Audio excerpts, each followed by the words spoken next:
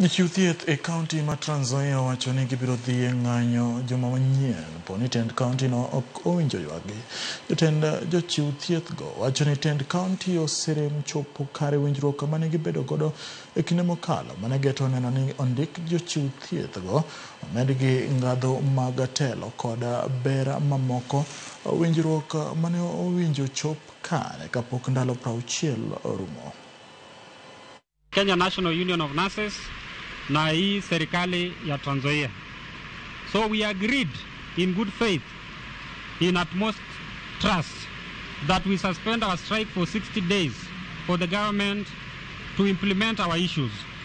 Up to now, as we talk, none of the issues has been implemented. There is zero indication that the government is going to honor our agreement. So therefore we are saying, we are giving warning to the government.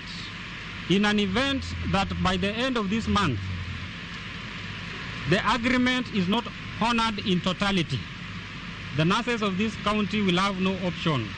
We will proceed to our protected strike until when all the issues